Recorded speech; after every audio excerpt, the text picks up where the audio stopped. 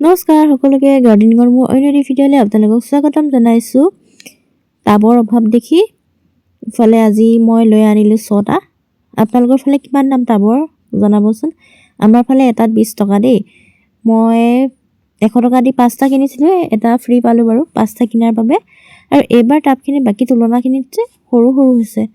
মই ল'ব ইচ্ছা কৰা নাছিলোঁ, কিন্তু উপায়ো নাছিলে আৰু দোকানীয়ে কৈ দিলে অলপ এটা ফ্ৰীকৈ দিছোঁ আৰু এনেও বেছিকৈ ল'লে এটা ফ্ৰী দিবই লাগিব দিয়কচোন।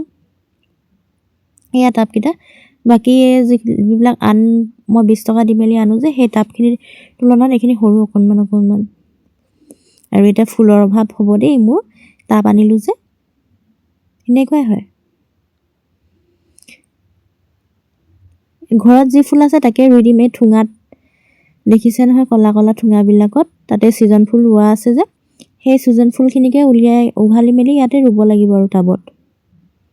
আপোনালোকক ৰুই মেলি দেখুৱাম, কিন্তু মোৰ এইটো লৰালৰিকৈ ভিডিঅ'টো কৰি ল'লোঁ। ভাত পানী খোৱা নাই, মই বিহু বজাৰ কৰিব গৈছিলোঁ যে তেতিয়াই লৈ আনিছিলোঁ। এয়া আপোনালোকক দেখুৱালোঁ। আজিলৈ আহিছোঁ, বাই বাই।